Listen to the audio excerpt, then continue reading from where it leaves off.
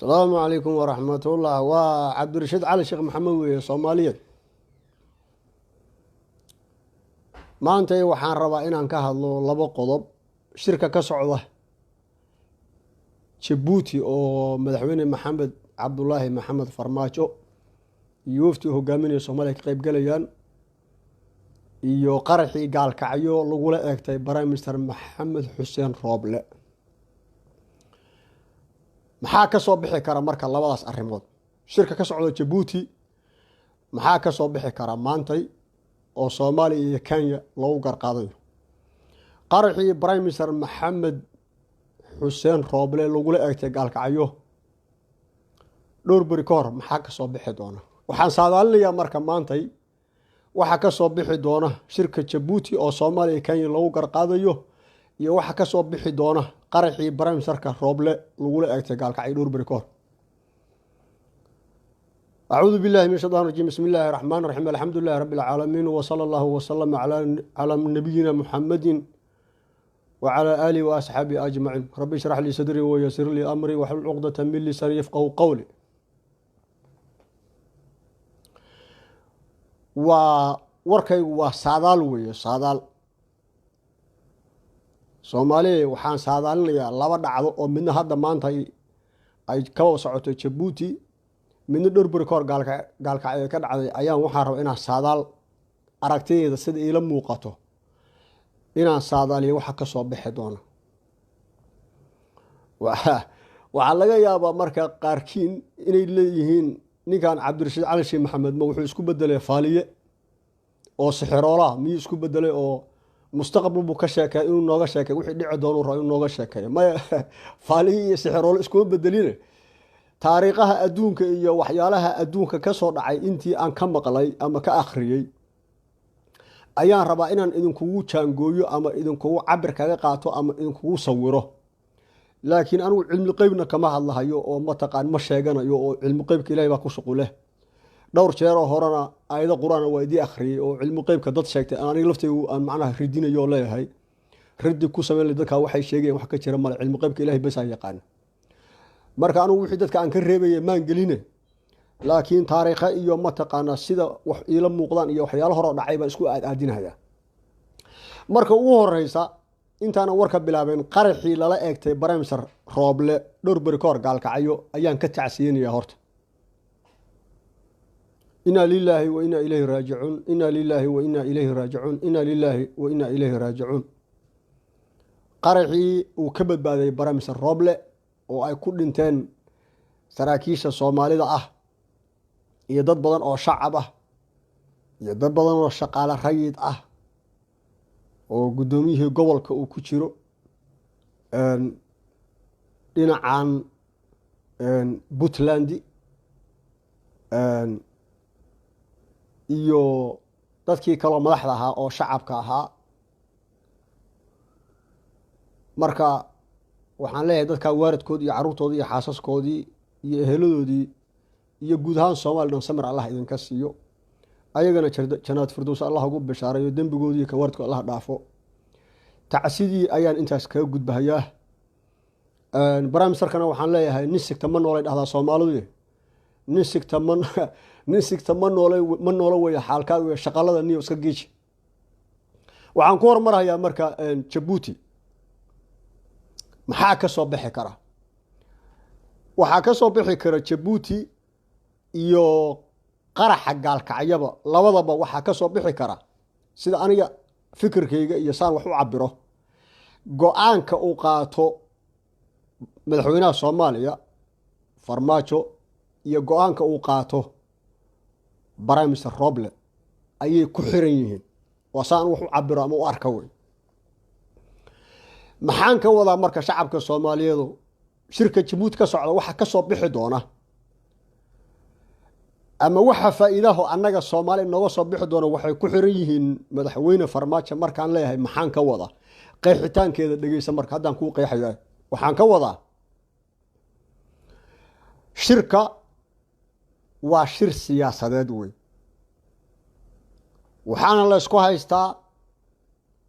badii Soomaaliya ayaa Kenya nagu haysataa birigii Soomaaliya ayaa Kenya nagu haysataa dowladnimadanadii iyo madax banaanida Soomaaliya ayay Kenya nagu haysataa ayadoo waliba ay ku daaban yihiin afartii jabhadood oo Soomaalida ahaa oo wax badan aan jeedalka la dhacay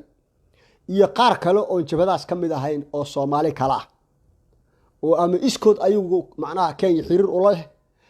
ama u sii mara afartan jabhadood dadka ka mid ah oo matala oo 14 ka hadda baarkan la yiraahdo jasiira ku xareysan ayay xiriir la leeyihiin oo saas ayagu Kenya u taageerayaan haddaba marka go'aanka farmaajo ayuu ku xiran yahay uu ka qaata Kenya maanta ayay ku xiran tahay guusha Soomaaliyeed macnaheedu waxaan ka wadaa siyaasad baa lagu wada hadlahayaa marka siyaasad lagu wada hadlahayo luqadaha siyaasaddu way ka duwan tahay luqadaha military ay isticmaalaan ama dhaqaalayahanada ay isticmaalaan way ka duwan tahay haddaan tusaale idiin soo qaado dagaalkii labaad markuu dhamaanayay oo maalmo ka hareen kooban ama saacado kooban ayaa waxaa kulmay nimankii afarta ahaa oo ka soo horjeeday Jarmalka iyo Japan iyo Talyaaniga ayaa si gaar ah u kulmay waa madaxweynihii Ruushka Prime Ministerkii Ingiriiskan aan joogo madaxweynihii Mareykanka iyo madaxweynihii Faransiiska afartan nin baa kulmay saddex waa isla socotaa waa israaceen waa madaxweynihii Mareykanka Prime Ministerkii Ingiriiska iyo madaxweynihii Faransiiska waxay la hadlayaan madaxweynihii Ruushka ayay waxay ku yiraahdeen Joseph Stalin bay waxay ku dhaheen waxaan u baahanay magaalada Berlin inay qabtaan ciidamada Mareykanka iyo ciidamada Ingiriiska iyo ciidamada Faransiiska oo adinka Raashiyaanka adina qabanin anaga noo deysan qabashadeeda madaxweynaha Mareykanka waxa la socda janankiisii madaxweynaha Prime Ministerka Ingiriiskana waxa la socda janankiisii madaxweynaha Faransiiskana waxa la socda janankiisii madaxweynaha Ruushkana waxa la socda janankiisii ciidamada hogaaminay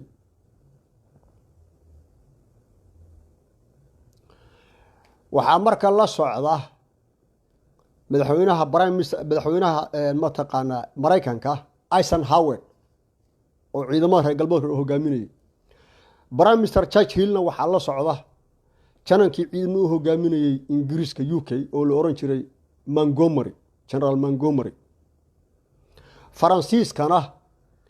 waxa markaas kulli de Gaulle baa markaas booskii madaxweynaha joogay oo dagaalamayay oo meesha dagaalka hogaaminayay janankii marka asaga la socday magaciisa ma xasuusta laakiin uu kulli janan kala la socday madaxweynihii Ruushka oo la oran jiray Joseph Stalin waxa la socday nin la yiraahdo janankii Ruushka u hogaaminayay ciidanka oo la oran jiray George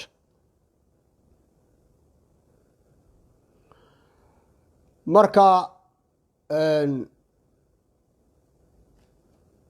markay saddexdan israaceen reer galbeedka ayay waxay ku yiraahdeen Berlin anaga qabanayne adinka Soofiyeedka iyo Stalin iska daaya anaga noo daay Stalin wuxuu yiri Joseph Stalin markuu arkay Mareykanka iyo Ingiriiska iyo Faransiisku isku luqad yihiin oo isku raacsan yihiin saddexdaasba ay ku soo heshiyeen inaan ciidamada Soofiyeedka iyo janankan meesha fadhiyo George oo Soofiyeedka ciidamada hogaamin inuusan qabanin ee ayagu wataan Eisenhower inuu qabto ayuu wuxuu ku yiri qabta marka adinku waxa dhahaya Joseph Stalin madaxweynihii Soofiyeedka mahmaadu farmaajo ku socota madaxweyne farmaajo ayay mahmaadan ku socota ninkii la yiraahdo George waxana marka jarankii Raashiyaanka waxana wixii madaxweynaha waaba nin waalanba waaba crazy man qalbigu ay yahay waxa weeye anaga dhama Soofiyeedka waxa u dagaalamayna guusha waxa weeye ninkii guusha dagaalka labaad qaatay waa ninkii Berlin iyo magaalo madaxdii uu fadhiyay Hitler ninkii qabta way markaas hadda wuxuu leeyahay adinka reer galbeedka qabta oo ma taqaan Eisenhower iyo ha qabteen ma taqaana Roosevelt madaxweynihii markaas dagaalkii labaad waxa la oran jiray Roosevelt oo ma taqaan Mareykanka guusha inay qaataan bay Rambo iyo Roosevelt iyo Churchill iyo ninkan la yiraahdo de Gaulle iyo Eisenhower iyo ninkii ilaahay Montgomery iyo janankii Faransiiska annagiina eber buu dhigay waxana marka waa la qanjarufta marka qanjarufa lagu dhago waxa leeyahay macna iska aamusniyo wiil yar baa tahay waxba meesha siyaasad baa ka socotay dagaal military kama socdo waxaad ogtahay male aamus baa lagu yiri uu iska aamus janankii marka banaanka markii loo baxay maxaad ka wadi markaadna leedahay Soviet ku qabteen aysan qabanin ee reer galbeed ku qabteen iyo Eisenhower qabteen Berlin marka leedahay oo guusha aad siinaysid macna maxaad ka wadi madaxweyne Yusuf Stalin wuxuu ku yiri jawaabtaadu waxa weeye nimanku iyo saka hormarin qabo Berlin waa inaad ugu qabataa saacadan laga bilaabo la wareeg meesha intaasan ka wadi macnaha hadaan nimanka dhahno meesha anaga qabanayna adinku qaban maysaan waa dagaalamayna waa murmaynaa buu deedna isku horeymaad baa dhacaya intaasan ku soo dhaafinay marka maskiin baa tahay waxba siyaasad kama taqaanid marka la wada hadlayo hadalka waa la isku qiyaama hadii hadalka dooda lagu qiyaamana waxa weeye waa laga adkaaday anu marka nimankan barnaamijkooda marka arkay inay saddex nin ah israaceen si kale aan kaga adkaan karaa mal inaan warkooda inta hayay hadhow adiga aan ma taqaan amarka hoos kaas iyo maahane hadaba channelkii marka George Zhukov ayuu adduunka caan kaga yahay marka taariikhda buugta aad akhrinaysid library-da waxa weeye Zhukov General Zhukov buu caan ku yahay laakiin George magaciisa caadiga George Zhukov way marka George Zhukov ayaa waxa la amray General Zhukov ayaa waxa la amray inuu Berlin cidna kaga hormarin oo Eisenhower uusan kaga hormarin Eisenhower Berlin marka ninkaas qabtay General Zhukov ayaa qabtay wuxuuna ku qabtay waa hadalkii siyaasadeed oo meesha uu ka yiri ninka la yiraahdo Joseph Stalin oo yiri waa yahay adinku qabta nimankan reer galbeedka marka waa iska saxdeen markii la qabta kaarta dagaal iyo waxay galeysay meesha u qaban lahaayeen iyo saddexdii jaran iyo saddexdii madaxweyne inay wada hadlaan iyo macnaheedu waqti badan bay qaateen laakiin ninkan isla markiiba amar baa la siiyay waxa leeyahay hada saacadan dhaqaaji yaa laga hormarin meesha waxay ka war heleen inuu Zhukov oo qabsaday Berlinba oo Hitler iyo staffkiisii iyo wixii ma taqaan area-dii gurigu joogay isagu la wareegay hada marka waxaan ku leeyahay Maxamed Cabdullaahi Maxamed Farmaajo wixii meesha aad maantay Soomaaliya go'aanka aad gaarto iyo sida hadalka ninka liida Uhuru iyo ninka liiraad Abiy Ahmed iyo ninkan asba Soomaaliga Umar Geelle hadallada siyaasadeed oo lagu hadlayo luqadda saad u fahanto iyo saad kaga falceliso ayay ku xiran tahay badanadii Soomaaliya inaad difaacdo biriga Soomaaliya inaad Kenya ka difaacdo badda Soomaaliya Kenya ka difaacdo iyo madax banaanida iyo xornimada Soomaaliya oo Kenya ay diidan yihiin oo ay rabaan inay naga dhigaan dan adduunka lagu gumaysto oo xor ahayn ayaga iyo wixii noo soo diray oo ma taqaan wakiilka ay ka yihiinba inaad xornimada dalka difaacdo waxay ku xiran tahay hadalka iyo luqadaha lagu wada hadlayo saad u fahanto iyo saad kaga falceliso iyo sida xaq Ilaahay kuugu abaaro iyo khiyaamooyinka hadalka sida la isku hoos geliyo oo fahanto macnaheeda rasmiga sidaas Joseph Stalin buu fahmay macnaha hadalka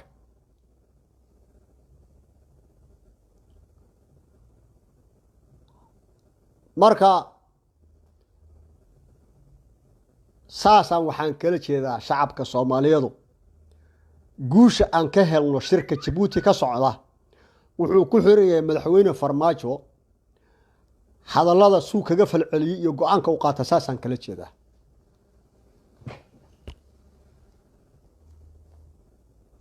cabirna waa idiin saaray oo dagaalkii loo baa in ku miisaamay madaxweynayaashii iyo taliyaashii ciidanka sida la isku qiyaamayo meesha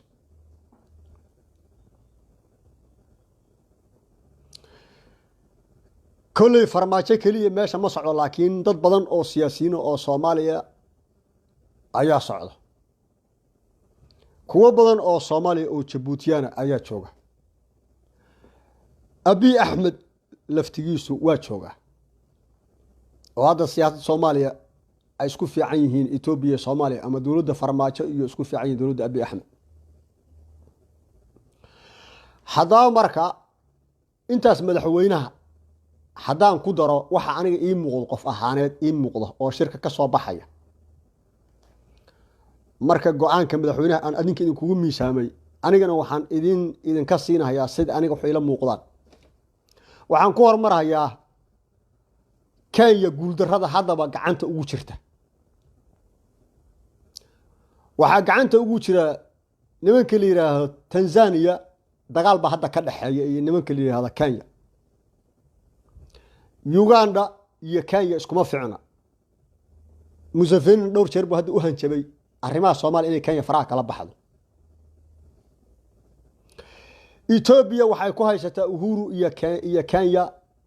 mooyaala shir ka dhacay oo lagu furahayay mataqaan tareen ka baxay Lamu oo aadahaya Sudan iyo mataqaan tagahaya iyo Ethiopia isku xirahaya markii mooyaala laga wada hadlayay waxa Kenyaatiga lagu haystay nimankii Tigreega madaxda u ahaa iyo janamada Tigreega qaarkood inay Kismaayo joogan qaarna ay joogan Kenya oo Ethiopia hadda way ku dhagan tahay Kenya iyo Uhuru inay maangeliyo siiyeen ragii ka soo cararay Maqalla oo Tigreega hogaamin jiray ayaa lagu haystaa macnaheedu waxaan ka wada iskuma fiicna dagaalna waaba ku dhex maray mooyaala ciidamada Ethiopia iyo Kenyaati waaba dirreenba meeqaad haysaan Soomaaliya oo hadda Mandera iyo balad xawo ciidamada soo fadhiyaan Soomaalida iyo xoogga dalka haram cad iyo nimankii loo gorgor iyo militariga caadiga ahaa iyo dabcan kama doosto aamusan oo marka ayada loo baahdo xilligeeda ma taqaanaa ayadana ma taqaanaa dagaalka qaybta ku leedahay looga sheegi doono Tanzania iyo ciidamadii Kenyaati way soo fadhiyaan Ugandana waxa weeye ciidamada ugu badan oo jooga Afrikaanka jooga Soomaaliya waa ayaga iskuma fiicna Ugandana martaqaana marka Soomaaliya iyo Kenya iskuma fiicna Uganda iyo Kenya iskuma fiicna Tanzania iyo Kenya iskuma fiicna Ethiopia iyo Kenya iskuma fiicna Sudan meesha aadi doonta lama yaqaan maadaama Sudan iyo Masar isku xiran yihiin Masar iyo Sacuudi isku xiran yihiin Imaaraadka iyo Masar iyo Sacuudiga iyo Sudan isku xiran afartaasu inay Kenya raaci doonaan iyo in Sudan ka soo haray doonto oo ay Soomaaliya soo raaci doonto kulay anigu qaabkan wuxuu qiimeeyo Imaaraad iyo Sacuudi iyo Masar waayahan iyo boqolka sano dambe soo socda inay Soomaaliya dhibaateeyaan ma ahana wax khayr ka sugi maayo shar iyo dhibaato baan ka sugaa anu waa si aan wuxuu cabiro way waa lagu diidi karaa waa la oran karaa Cabdirashiid saas muxuu u leeyahay laakiin anigu markaan xamar joogay wararkan ka hayay ilaa intaan qurbaha joogay wararkan ka hayo Imaaraadka iyo Sacuudiga iyo Masar waxay ka shaqeeyaan dhibaatada Soomaaliya nimanka loo adeegsado way dagaalkii 77 inaan ku burburnana oo la ka adkaa nimanka shaqeeyo way waa tool loo isticmaalo Soomaaliya si loo dhibaateeyo way nimankaas laakiin Sudan ayada waxaan leeyahay hadda inaan jeedalka ku dhufto mar raba laakiin hadda waxaan leeyahay 50-50 way saacadan hadda hadlayo marka shirkan Djibouti ka cadaan doontaa inay nimanka saddexda raacdo Carabta isla yihiin iyo annagana soo raacdo guuldarrada Kenya mar gacanta ugu jirta waxa weeye cid ay maanta gacan ugu jirto oo Afrika ma jirto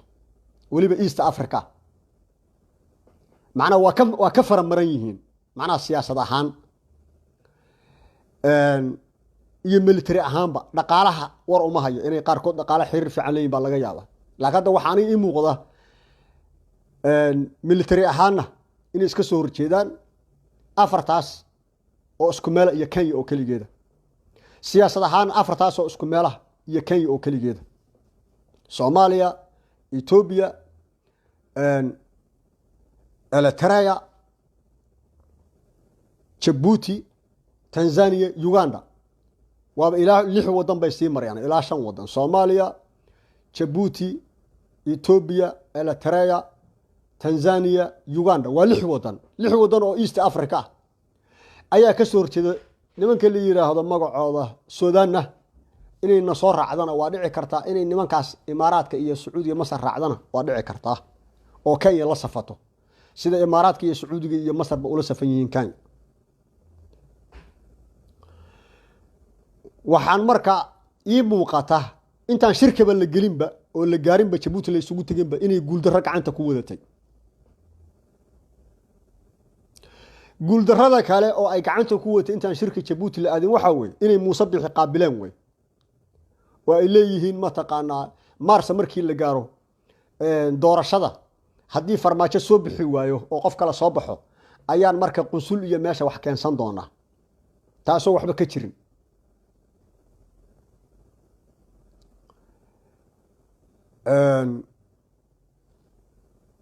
Malawi oo hadda ku soo biirtay oo la leeyahay ninkii wasiirka arrimaha dibadda tagay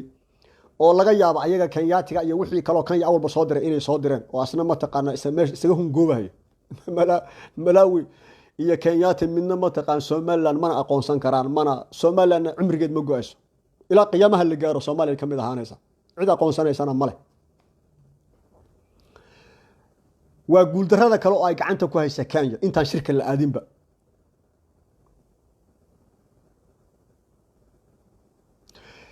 guuldarrada ugu dambaysa saddexaad oo Kenya inay shirka ku soo qasaarayso oo laga soo adkaanayo Uhuru Kenyatta oo farmaajo ku adkaanayo cadeynaysa waxa weeye dawladda Ingiriiska oo hadda wadankeeda ka soo hadlayo London waxay raacsan yihiin Soomaaliya iyo farmaajo. Mareykanka waxay raacsan yihiin iyo Donald Trump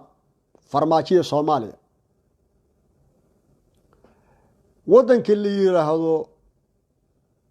nimanka la European Union ka nimanka la yiraahdo waxay raacsan yihiin oo Brussels fadhigoodu yahay waxa raacsan yihiin Soomaaliya farmaajo ayay raacsan yihiin shirkan maanta socda qadiyada looga wada hadlayo oo ah badda Soomaaliya biriga Soomaaliya madax banaanida Soomaalida intaba dhowr bari ka hor baa safiirada kula kulmeen ma taqaan Uhuru Kenyatta Nairobi sida idaacadu sheegayaan oo la yiri adaa ka gardaran Soomaaliya iyo farmaajo waa loo sii sheegayba warkaas wuu qabaaba wixii kale ayagu ma taqaana ay hoos iskala socdaan ayaga u taala laakiin sida idaacada ka sheegan waa saas intaas oo guuldarro ayuu farqa ku watay markuu meesha tagayaba oo reer galbeedkii oo la safan Soomaaliya farmaajo ragii ugu xoog weynaa Ingiriis Mareykan iyo European Union ki Brussels ba East Africa oo kulligeed la dhihi karo ama 6 wadan oo kamid ah haddii Suudaan soo raacna 7 ay noqon karto oo horay ayaguna uu ogaa inaan ma taqaana hal mid u sala jirsaneen muusabix oo qaabilay oo og yahay inuu soo waligeed Soomaaliya ka go'an Somaliland shacabka Somaliland ay rabaan inay Soomaaliya is waligood ka go'in oo haddaba kulligood xamar u qulqulayaan siyaasiyiintooduna kulli xamar fadhiyaan.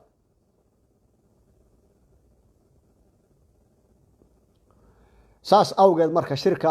farmaajo ku adkaaday Soomaaliya ku adkaatay Uhuru ku guuldareystay Kenya ku guuldareysatay waa aniga sida aan wax u saadaalinayo iyo intaan hadda idin sheegayba sida wax ila muuqdaan way.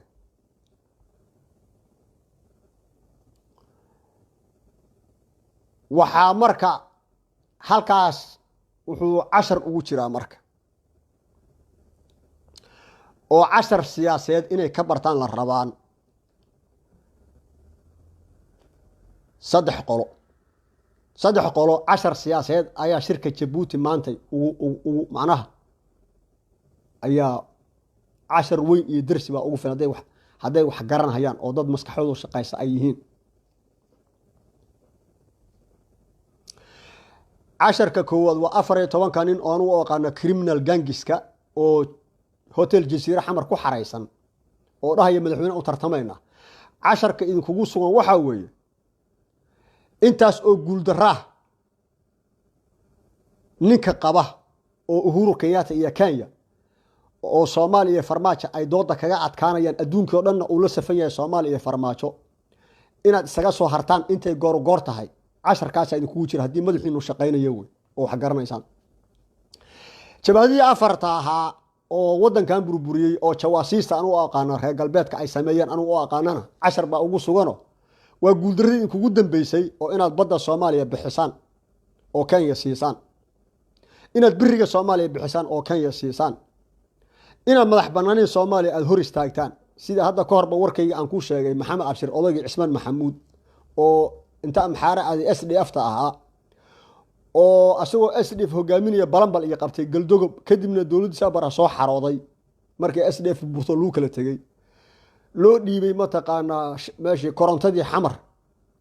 wakaaladii korontada xamar loo dhiibay kadibna rartay markii 90kii dawladda dhacday korontada inta rartay boosaas hadda ay motorad uga shaqeeyaan waxa weeye marka wadankii waagaas adinka SDF iyo jabhadii kadib aad bilowdeen inaad mataqaan gumaysi gacanta u gelisaan ilaa had yartaan ilaahay mataqaan awoodiisa xor ku ah inaan weligii Soomaaliya aysan cidna gumaysanayn iyo afartii jabhadood oo SDF ugu horeyso 10 baa idin kugu sugan marka intiin hadda nool sida maxaa ashiro kale oo 100 sano jira iyo Ali Mahdi iyo Siilaanye iyo Umar Chess iyo Professor Gandhi iyo 10 ka idin kugu sugan waxa weeye inaan shacabka Soomaaliya marna aysan aqbalin in dhulkooda la qaato ama cid gumaysato ama gaal gumaysto ama mataqaana cadaan gumaysto ama carab gumaysto ama madow u gumaysto Afrikaana inaan shacabka Soomaaliya aysan aqbalaynin waa inay marka idin cadaatay aqligiina aad gelisaan oo marka aad ka hartaan jaajuusnimada aad ka hartaan aad akhri adduunba ku seegteen afartii jabhadood waxaa kaloo oo ugu jira 10 lama ilaawana qolada saddexaad oo ah qolada raacsan 14 kan kilmilkan gangiska iyo qolada raacsan jabhadaha meel kasta caalamka ka joogeen qoladaasna ayagana 10 baa ugu sugan oo ah in 14 kan madaxweynaha ku guuleysanaynin siyaasadna waxba ka aqoonin aynan dal iyo diin iyo dadna dan aysan u haynin ay yihiin dad jawaasiis ah xoogaa lacag la siiyay diin dumis ah qaran dumis ah dal dumis ah shacab dumis ah inaad marka isaga hartaan qoladiinaas oo waliba qaarna qaab qabiil macna ku taageerayaan qaarna ay tagaan ku siin iyo lacag baan ku raacsan yihiin qaarna dhalinyaro yar oo mataqaana adduunka iyo mataqaana waxyaalaha ka soo dhacay aan waayo arnimo badan ka lahayn qoladiina saddexaadna 10 kaas idin kugu sugan intaas waxaan kaga haray shirka maanta ka socda Djibouti oo Soomaaliya iyo uga socda Kenya oo anu aan aaminsanahay Soomaaliya ku adkaatay oo Kenya waa laga adkaaday siyaasad ahaan iyo shirkaas maantay oo waxyaalaha ugu muhiimsan oo in laga adkaaday aniga guusha waxa weeye laba nin oo Soomaali ah ayaa meesha fadhiya oo Djibouti waa Soomaali anu Djibouti Soomaali baan u aqaana wadan madax banaan oo gooni aan uma aqaan Ismaaciil Umar Geelna waa nin Soomaali ah weeye waa madaxweyne Soomaaliya farmaajana waa madaxweyne Soomaaliyeed marka hadda waxaan haysanaaba intaan bal la gaarin abay iyo Eritrea intaan la gaarin afaweerka intaan la gaarinba iyo Suudaan bal la gaarin waxaan haysanaaba laba nin oo madaxweyneyaal ah iyo laba wadan oo Soomaaliya isku hal wadan isku ah Djibouti iyo Soomaaliya haddii marka abay uusan raacin ama abay iyo mataqaana afaweerka ay la saftaan ba haday rabaan xataa Kenyaatiga waxa weeye waxaan haysanaa Djibouti iyo Umar Geele saasan marka waxaan anigu aan meesha ugu fadhiyo inaan ka adkaanay maadaama laba madaxweyne iyo laba wadan oo Soomaaliya meesha noo fadhiyaan hadaan cid kale taageerinba ilaahayna ma taqaana guusha asaga iska leh inuu ilaahay guusha anagana siinayo ayaan aaminsanahay oo waa mid ugu dambayso oo macna qalbigayga uu waasac u yahay oo aan u faraxsanayo hadda anigu aanan Soomaaliya waa looga adkaan doonaa oo Kenya ka adkaan doon shirka Djibouti iyo farmaajo waa laga adkaan doonaa Uhuru ba hadalka kaga adkaan doona aanan macna qalbi uu jirin way intaas waxaan kaga baxay shirkii Djibouti waxaan gelayaa barnaamijka Roble iyo qaraxii in lagu dilan rabay oo ilaahay ka fakiyay ayaan gali doonaa sidaan ugu cabiray qaabka siyaasadda hadalkeeda iyo dooda uu u fahmo go'aan uga qaato sax oo midkii Joseph Stalin uu qaatay ah oo ahayd markii saddex madaxweyne Israaciil iyo saddex jaran oo anaga Baarlin qabanay la yiri uu yiri ha jarankiisina uu xanaaqay uu yiri iska mas'uul yar baatay markii banaanka loo baxana uu yiri qabo meeshii inta nimanka isku daba wareegayaan ayagoo u malaynay in Sofiyeedku meesha soo aadeen oo marka ninkii qabsaday Sofiyeedka jarankiisa uu Baarlin qabsaday markaas kadib reer galbeedku waa u bariyay oo meeshii guush in looga hormaray oo Hitler looga hormaray oo magacii dagaalkii labaad uu qaatay Sofiyeedkii iyo Joseph Stalin iyo General Zhukov saas oo kale iyo doodii Maxamed Siyaad Barre iyo dhexmartay 14 bir kor intaan xabadu xamar ka bilaaban 9kii madaxweyne Maxamed Siyaad Barre Allah uu xariisto iyo ninkii ka socday Conoco shirkadda Conoco oo Amerikaanka ahaa oo ku yiri 68 ferme shirkadda Conoco shirkadda Soomaaliya way soo saaraysaa Maxamed Siyaad Barre 32 Soomaalida adinka qaata anagana 68 noo ferme oo Maxamed Siyaad Barre yiri Allah uu xariisto kala bedel lixdeed anaga dhulka iska leh iyo shidaalka bay anaga nasiisada laba shirkadda konoka ka qaadato oo yiri waxba kama jiraan yeeli mayno oo yiri ninkii konoka shirkadda xukumay maxamed sabarna uu yiri anaguna yeeli mayno halkaas lagu kala tagay oo ku yiri 14 bari kadib xamar waad ka baxaysa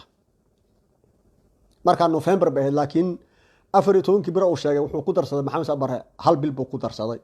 45 kadib xamar uu ka baxay maxamed sabarre saas awgeed maxamed sabarre marka uu si qayaxan uu hadalka u leeyahay waan diiday haddaan lixdeed aysan qaadanin boqolkiiba shidaalka Soomaaliya marka soo saaro oo adinka konoka adina 32 qaadanin ninkii kanoo ka socdo uu lixdeed haddaan qaadanin adinka 32 qaadanin Soomaaliya shidaalka iska leh ilaa anaga soo saarayne war qayaxan la isugu dhiibay ayaa warka siyaasaddu marna si qayaxan baa la isugu dhiibaa waa midaan maxamed sabarre dhex martay shirkadda konoka marna sidii Stalin ayaa loo aamusaa oo si sarbeeba ayaa looga jawaabaa oo si qayaxan hadalka loogama hadlo waxay ku xirantaa marka xaaladda laga wada hadlayo iyo shayga laga wada hadlayo iyo nimanka arinta mataleysay uga wada hadlaan marka arinta waa sarbeebi kartaa hadal been ah oo sarbeeba sidii Joseph Stalin oo kale baad dhiibi kartaa marna si qayaxan baa sidii maxamed sabarre oo kale aad u hadli kartaa oo u diidi kartaa marka saasay waxay ugu xiran tahay wixii Djibouti ka soo baxa go'aanka maxamed Cabdullaahi maxamed Farmaajo Prime Minister iyo qaraxii baan tageynaa iyo gaalkacyo waxay ku xiran tahay go'aanka uu qaato Prime Minister markuu xamar ku soo noqdo go'aanka uu ka qaato dhacdaas ka dhacday gaalkacyo oo asaga lagu dili lahaa ilaahina ka fakiyay ninkii waqooyiga gaalkacyo gudoomiyaha ka ahaa Puntlandina ku dhintay niman saraakiilan ay ku dhinteen oo janan iyo dhowr korneyl iyo dad shacab oo fara badan waxaan kala jeedaa go'aanka Prime Minister ku xiran tahay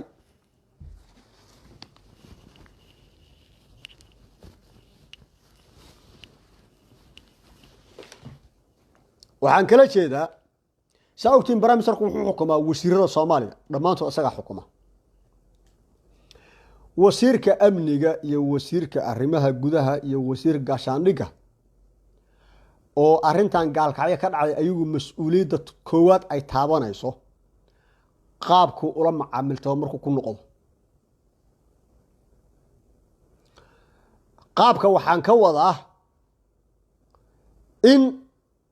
halkaas waxaa ka muuqda oo aniga qof ahaan iiga muuqda inay ka jirtay aqoon la'aan wasaaradda arrimaha mataqaan amniga wasaaradda amniga aqoon la'aan dadka u shaqeeya amniga aqoon la'aan waa ka muuqatay dadka u shaqeeya amniga wasaaradda amniga ka shaqeeya Soomaaliya waxaa ka muuqatay xilgudasho la'aan aysan waajibkoodii mushaarka ku qaadanayeen aysan gudaneen waxaa ka muuqatay midda saddexaad ugu dambayso ah jiljileec iyo digtoonaan la'aan taxdiir la'aan maxaan ku raahdaa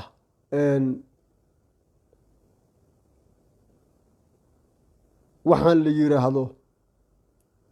dhiifoonaan la'aan ayaa ka muuqatay waa in marka saddexdaas ay wasaaradda amnigu inay awdo wey dad aqoon leh oo professional ah inay amniga ka shaqeeyaan wey dad waajibkooda gudanaya oo mushaarka bisha inta yimaada farma iska qaadanaya laakiin saacadii ay shaqeynayeen loogu talagalay inay shaqeeyaan sidii loogu talagalay u shaqeeyaan oo inay meesha geeyaan wey dad jilicsan oo iska habacsan oo khabar maafush ah oo allahood alla yahay oo ma taqaan iska lugeynaya oo aan dhiifoonayn oo aan digtoonayn oo aan taxdiir qaadanayn oo aan ma taqaanaa dad macnaha sida raadaarka 360 digrii maskaxood u wareegayso oo dhan kasta laga soo geli karo u toog haynaya aan ahayn waa in meesha la geeyaa waxaa la mida wasaaradda arrimaha guduhuna waa la mid intaan hadda aan soo sheego wasaaradda amniga oo kale aydan laga rabaa wasaaradda gaashaandhiga ayadana intaasoo kale laga rabaa waa in marka Prime Ministerku xisaabtan adag oo naxariis iyo jixinjix iyo nin jeclaysi iyo saaxiibnimo iyo qaraabakiil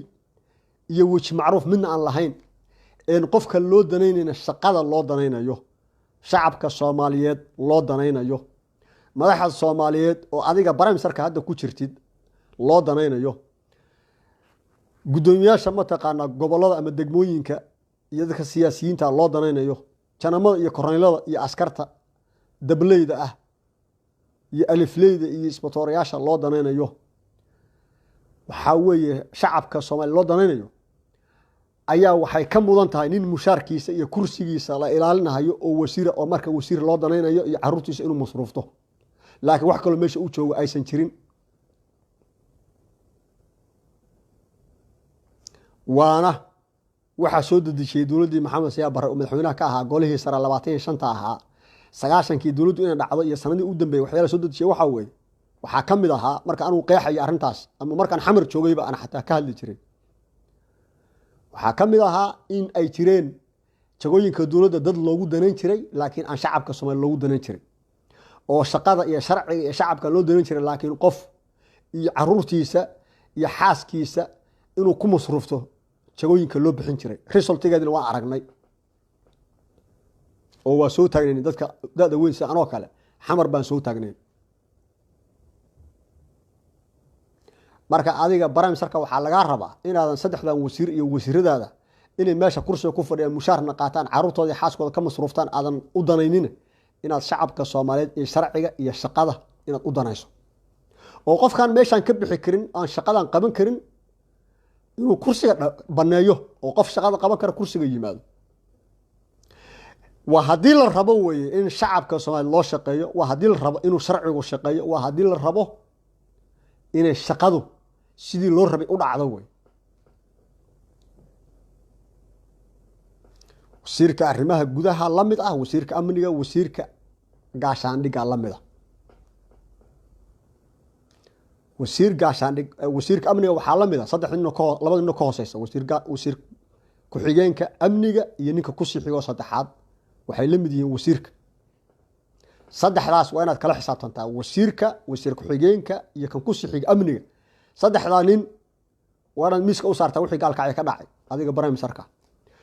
wasiirka arrimaha gudaha wasiir ku xigeenka arrimaha gudaha ninka ku xiga oo saddexaasna waa inaad miiska u saartaa wixii gaalkacay ka dhacay qaybtay ku leeyihiin wasiir gaashaandhigga taliyaha xoogooda waa taliyaha ciidanka lugta Maxamed Tahliil Biixi dhoore ninka ku caanka ah oo taliyaha ah ciidanka lugta saddexdaanina waa inaad la xisaabtantaa qaybtay ku leeyihiin arintan gaalkacay ka dhacday adiga barnaamijka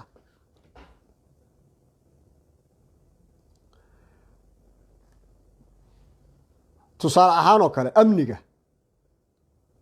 marka aad kala hadlayso wasiirka amniga waa dadka amniga ka shaqeynaya inay la mid noqdaan ninkii amniga ka shaqeyn jiray golihii sare oo la oran jiray Axmed Saleeman Dafle oo kale oo nabadsuguda joogi jiray oo kale Axmed Saleeman Dafle nabadsuguda Soomaaliya joogi jiray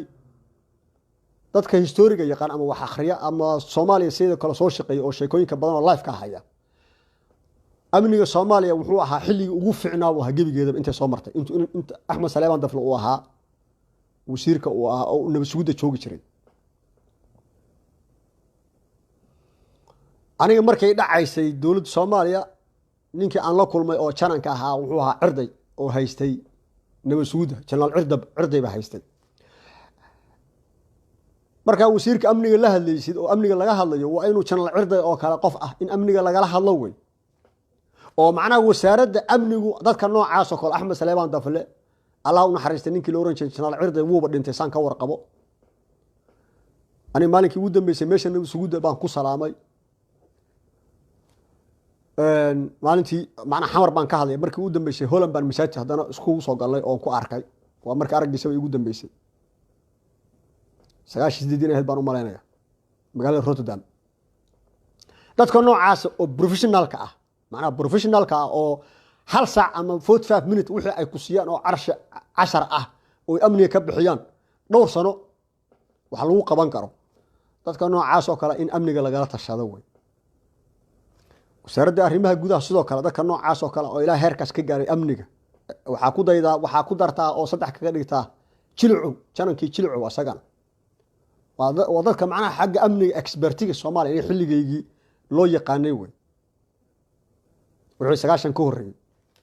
dadka noocaas oo kale ah wixii ka nool waa inay wasaaradda amniga iyo wasaaradda arrimaha gudaha iyo wasaaradda gaashaaniga waa inay amniga kala shaqeeyaan way wiil yaro xidigla iyo maxaan ku raa wiil yaro hadda ka soo baxay ma taqaan bachelor wato la ordahay meesha ama gabar yaro ma taqaan xidigla ama gabar yaro bachelor waata amni waxna kama qaban karto waxna kama taqaan wasaaradda arrimaha gudaha waxba kama qaban karo waxna kama yaqaanaan wasaaradda gaashaaniga waxna kama qaban karo waxna kama yaqaanaan inta ayagu tabartooda tahay un bay ka bixi karaan laakiin heer wadan marka laga hadlayo waa dadka noocaas ah inay maareeyaan weeye amniga dalka siyaasadda arrimaha gudaha oo dalka wasaaradda gaashaaniga oo dalka waa in dadka noocaas oo kale khubra laga tashadaa way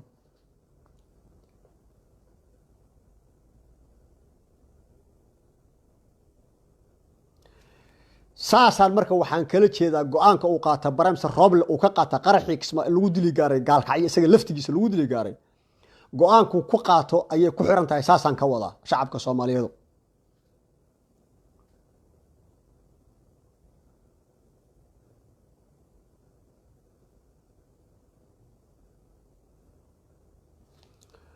macnaha hadda magacooda inaan meeshan ka sheega ma rabo dad baa jira nool oo expertise ah oo amniga ku ah oo wasaaradda arrimaha gudaha ku ah oo gaashaaniga ku ah laakiin magacooda meeshan internationalka inaan ka sheega ma rabo oo iyagana waa xushmeynaya adinka shacabkana waa idin xushmeynaya jawaasiista iyo tuugada iyo ma taqaan cadowgana inaan magacooda bara ma rabo ragga hadda aan sheegay labana waa dhinteen oo general jilcuuna ayagaa xamar ku dilay cadowga Soomaaliya xamar ku dilay general cirdayna iskiisu isaga dhintay qurbahaas inuu ku dhintaan u malayn Ahmed Saleebaan Daflaan hadda waa da'ab uu joogaa biljan baa ugu dambeysay marka laakiin dadka inta kale hadda inaan meeshan ka sheega ma rabo laakiin dad expertise ah oo khubro ah oo barnaamijyada haday dejiyaan barnaamij siyaasad barnaamij amni iyo mid barnaamijka wasaaradda amniga Soomaaliya wasaaradda barnaamijka wasaaradda arrimaha gudaha Soomaaliya wasaaradda gaashaandhigga Soomaaliya haday dejiyaan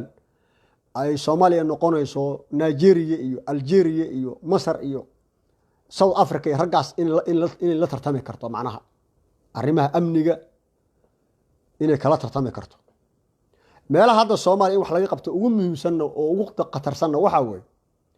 waa amniga iyo sharciga iyo waxa weeye hubka wadanka sida macnaha oo xadaafka u yaala way in wax laga qabto loo baahan yahay jawaasiisa wadanka sida xadaafka u joogto in wax laga qabto way meelahaas ugu daran marka waxaan hadalka uga baxayaa oo aan shacabka Soomaaliyeed iyo madaxweyne Farmaajo iyo Barnaamij Rooble aan idin kula dardaarmaya hal qodob saddexdiinaba shacabka Soomaaliyeed hal qodob madaxweynaha Soomaaliya hal qodob barnaamijka Soomaaliya hal qodob halka qodob muxuu yahay waa halkii qodob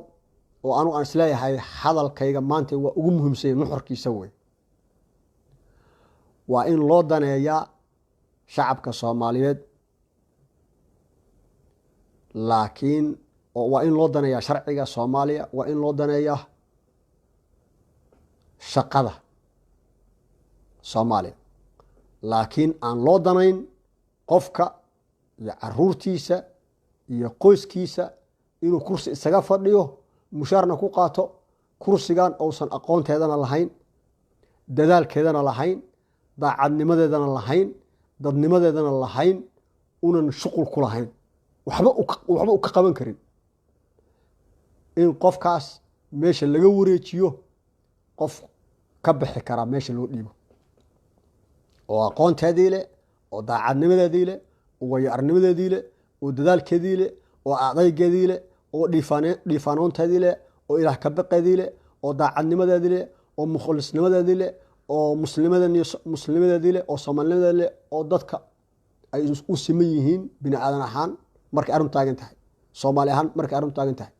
muslim ahaan markay arrintu taagan tahay, soomaali ahaan markay arrintu taagan tahay, shacab ahaan markay taagan tahay, intaasba isugu mid u yihiin. warkayga intaasaan kaga baxaya. aad iyo aad baad u mahadsantihiin dhammaantiin. waxaana isku ognahay shacabka soomaaliyeed, madaxweynaha soomaaliya, barnaamijka soomaaliya in loo daneeyo shacabka soomaaliyeed, in loo daneeyo sharciga soomaaliya, in loo daneeyo shaqada soomaaliya. intaasuna waxay ku dhici karaan qof aqoon leh, digtoon, daacad ah in jagada loo dhiibo. laakiin intaa inta la iska indhatiro hal qof oo loo danaynayo asagii carruurtiisa xaaskiisa, inaan loo baabi'in shacabkii soomaaliya, inaan loo baabi'in sharcigii soomaaliya, inaan loo baabi'in shaqadii soomaaliya, aan loo baabi'in. aad iyo aad baa u mahadsantihin shacabka soomaaliyeed. wa sala allahu wasalama calaa nabiyina muxamedin wacalaa aalihi wa asxaabihi ajmaciin. wasalaamu calaykum waraxmat ullaahi wabarakaatuh wamakfiratu.